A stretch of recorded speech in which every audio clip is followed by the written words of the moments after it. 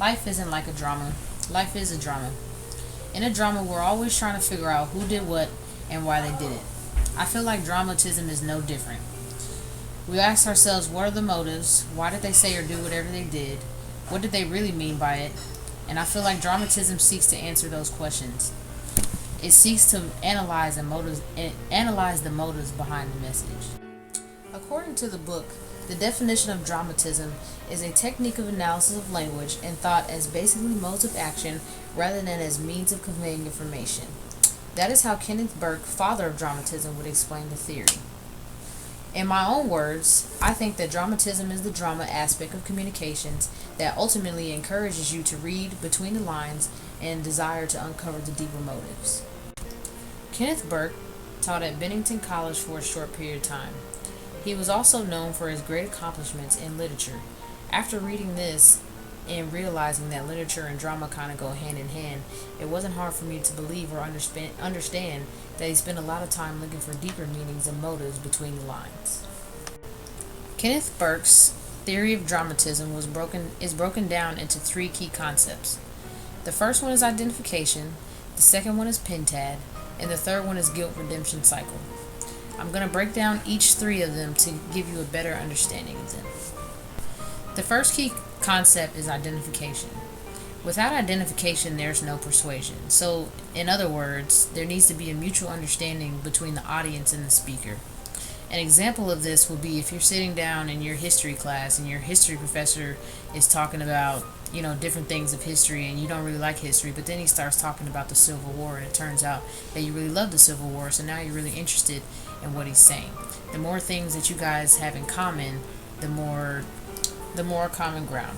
An important word you need to know is substance. Substance basically is anything that makes up a person, their characteristics, their beliefs, things like that.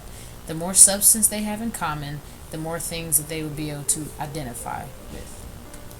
The next key concept is the dramatic pentad. The dramatic pentad consists of 5 different elements that relate to dramatism. The first one is scene, and that would be where the action occurs. The second one is act, and that's the what was their motivation or purpose behind the action. The third one is agent, the person who performed the act.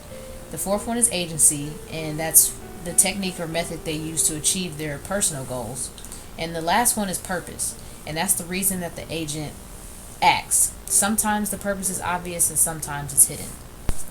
The last key concept is the guilt redemption cycle. Burke told us that the ultimate motivation of an agent is to purge ourselves of our sense of guilt. Guilt could come from tension, it can come from anxiety, shame, and sometimes embarrassment. Guilt serves as a motivating factor that drives the human drama. In my opinion, dramatism is everywhere. A real-life example that relates to this case is Donald Sterling and his LA Clippers. His mistress was involved with a black player, so he got upset and said all types of racial slurs, including that he didn't want his mistress to bring black players to the game. Eventually, the story blew up, and the Clippers players started wearing their jerseys inside out because they didn't want to play for the team as long as he was the owner of the team. A couple weeks later, Donald Sterling eventually sold his LA Clippers, but what makes it dramatism is what he did before he sold them. He went through what I think is the guilt redemption process, and he tried to make campaigns, about himself to make himself look better, just to make himself look better. And, well, of course he did to rebuild his image, but Kenneth Burke would say that he did it to purge himself. But that didn't work because the damage had already been done. Later he sold his team, and although he never said what I think what made him sell his team was guilt.